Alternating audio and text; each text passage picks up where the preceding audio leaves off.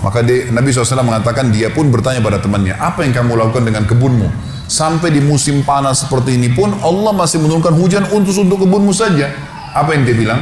Dia bilang, saya membagi keuntungan dari usaha saya ini menjadi 3. Keuntungannya bukan modal.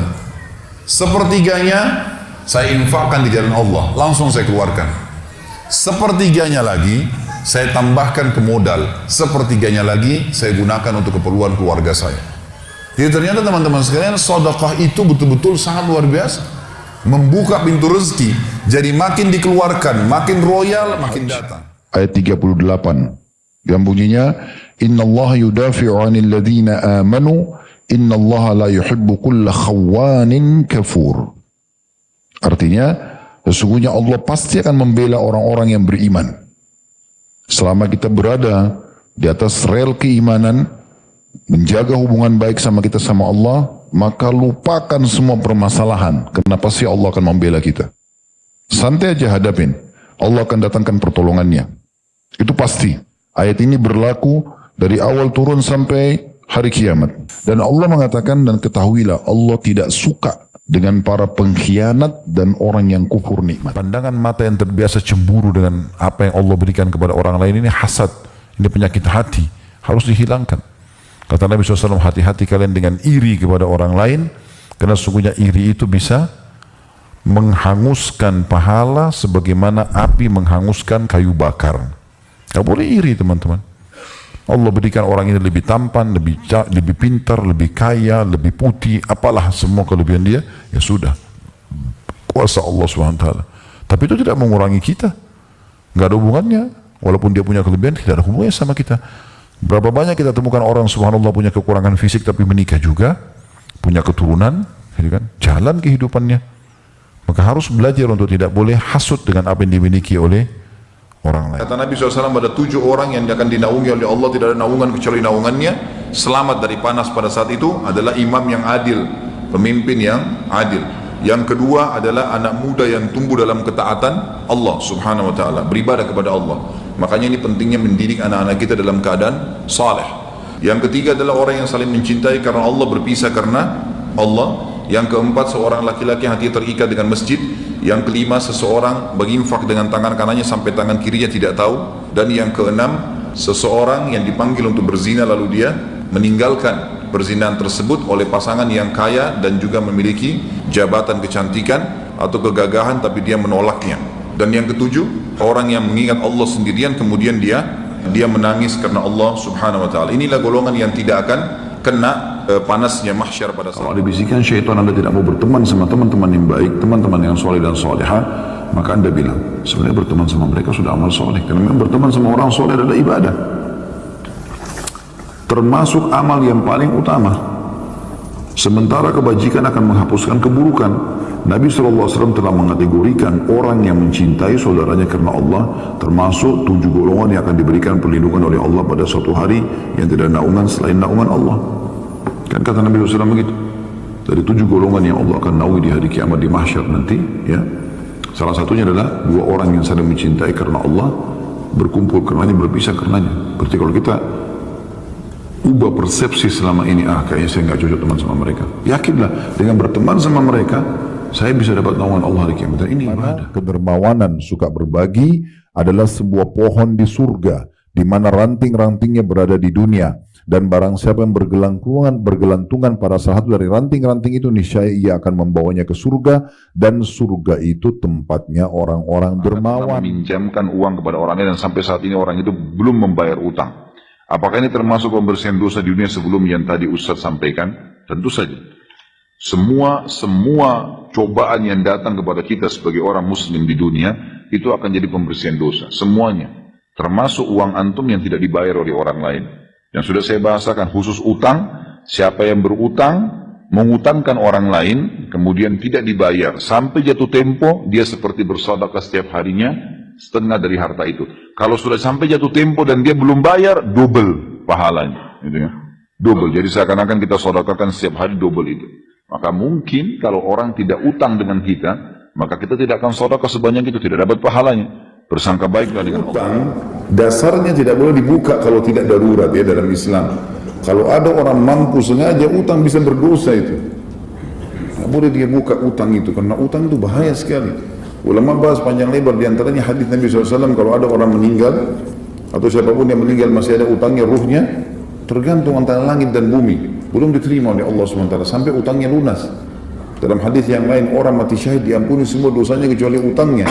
Maka dari hadis-hadis seperti ini ulama mengatakan terbuka sebuah hukum syar'i, kalau ada orang punya kemampuan sengaja utang bisa berdosa. Karena dia sedang bahaya sekarang, kalau dia tidak bisa bayar pada saat meninggal, gimana gitu kan? Jadi utang itu dibuka kalau darurat sekali. Itu pun kalau dari sumber halal, masih ada syaratnya. Kalau dari sumber haram begini nggak boleh. Utang tidak boleh sama sekali, gitu kan?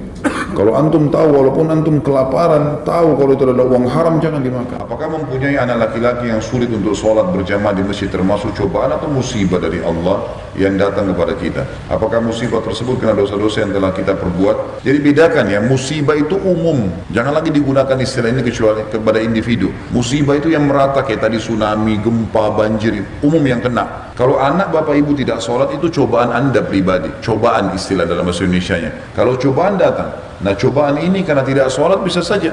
Nah, karena anda, gitu kan. Sebagai orang tua, kenapa dari kecil nggak disuruh sholat? Oh kesian masih kecil. Anak-anak nggak apa-apa tidur subuh nggak apa-apa, jangan dibangunin. Salah nih. Dari awal, anak-anak anda nggak pakai jilbab. Dari kecil pakai jilbab, dari bayi. Jangan nanti sudah besar berusaha pakai jilbab, dia sudah banyak temannya, udah mulai banyak pilihannya. Anak saya dari bayi pakai jilbab, saya bilang istri saya. Orang mau bilang panas, biarin dia. Baik akan diberikan pahala oleh Allah Subhanahu wa taala. Niat yang buruk akan diberikan ganjaran hukuman oleh Allah Subhanahu wa taala. Saya ingatkan hadis Nabi SAW yang mulia yang kita pelajari yang lalu, siapapun laki-laki yang menikahi seorang wanita dan dia merayu wanita itu dengan janji-janji yang dia tahu dirinya dusta. Dia tahu dirinya dusta dan Allah tahu dia dusta, lalu dia bersumpah atas nama Allah sehingga wanita tersebut mau dan terhalalkan kemaluannya, maka dia akan bertemu dengan Allah hari kiamat sebagai seorang pezina, karena dia tahu niatnya buruk dia. Mungkin setelah itu istrinya tanya, kamu pernah janji saya ini, janji saya itu. Ya itu dulu dia nggak mau jalankan karena dari awal niatnya tidak baik. Akhirnya istrinya terpaksa jalankan dengan dia karena sudah terlanjur punya anak 3, punya anak 4, dusta. Sebagai seorang muslim, apalagi kalau sudah sampai pada tingkat mukmin, mencoba dan meyakini ke-6 rukun iman, maka hal mendasar yang merupakan pondasi keimanan itu adalah bersangka baik kepada Allah. Walaupun di depan mata kita sesuatu yang kita anggap buruk, maka pasti Allah menyayangi kita melebihi daripada ibu kita sendiri. Allah mendatangkan cobaan-cobaan pun karena Allah tahu itu yang sedang dibutuhkan oleh hambanya. Berapa banyak kasus-kasus dalam kehidupan kita yang tadinya kita fikir saya harus menikah sama fulan, saya harus bekerja sama fulan, saya harus bersahabat sama fulan, dan kita menyesal pada saat tidak terjadi itu semua. Ternyata setelah sekian tahun baru kita tahu, dan kita bersyukur justru kenapa kita tidak terjadi atau tidak terjalin hubungan sama orang tersebut. Kalau bukan di dunia, maka di akhirat kata ulama pasti dia akan tahu. Khayal nih, seakan-akan tunggu tangan turun dari langit. Kenapa kamu tidak tobat saudaraku? Iya ya, kapan ya? Seakan-akan tunggu tangan dari langit memberhentikan dari dosa, nggak mungkin. Allah cuma datangkan sinyal-sinyalnya. Jawaban doa, hidayah, peringatan, motivasi. Biasanya dalam bentuk sinyal tuh. Tiba-tiba misal gini, kalau Bapak Ibu lagi berdoa, dari mana saya tahu kalau doa saya mustajab, sudah diterima sama Allah? Misal kita minta disembuhin penyakit, khusyuk malam harinya sujud sama Allah minta diterima doanya. Dari mana saya tahu doa saya diterima? Besok pagi saya ketemu sama seseorang teman, kemudian tiba-tiba ngobrol-ngobrol sampai ketemu bicara masalah penyakit ini, lalu dia tunjuk di sana ada dokter yang bagus, coba kamu konsultasi. Kita ke sana, konsultasi cocok, resepnya cocok, sembuh. Apakah dokter sama resep yang sembuhin? Demi Allah bukan, itu jawaban doa Anda. Rumah tangga itu akan bahagia kalau semua dimulai dengan prasangka baik. Bukan cuma rumah tangga ya, semuanya.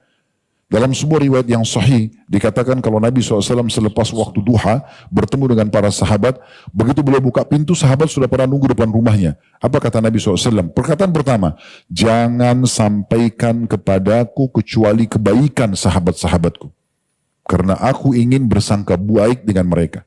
Jadi Nabi langsung tutup dulu, jangan ada yang cerita, ya Rasulullah sudah tahu si fulan selingkuh enggak, si fulan begini enggak ada cerita itu. Semua yang baik-baik saja. Kecuali jelas depan mata kesalahan, baru kita luruskan. Dengan begini insya Allah akan baik. Karena siapa di antara kita teman-teman yang tidak buat kesalahan? Semua orang punya kesalahan, kan gitu. Tapi bagaimana kesalahan itu justru, apalagi kalau Allah tidak buka, jangan dibuka. Jangan sengaja dibuka. Allah sudah tutup, kita tutup. Antara kita dengan Allah Subhanahu wa ta'ala. Ini semua kita bisa amalkan, dan saya berharap saya pertama mengamalkan lalu teman-teman amalkan. Sederhana sekali. Membaca lafaz istighfar ini 3 kali pada saat mau tidur. Perhatikan hadisnya ya. Hadis yang diriwayatkan oleh Tirmidzi dan juga Al-Hakim juga Abu Dawud. Kata Nabi SAW, siapa yang mengatakan pada saat dia sedang berada di atas ranjangnya, Astaghfirullahalazim alladzi la ilaha illa huwal hayyul qayyum wa atubu ilaih 3 kali. Allah pasti akan ampuni dosa-dosanya, walaupun sebanyak buih di lautan, walaupun sebanyak daun-daun pohon, walaupun sebanyak pasir yang bertebaran di muka bumi, walaupun sebanyak hari-hari dunia. Dan dalam riwayat lain, dan akan diampuni dosanya walaupun dia lari dari kancah peperangan.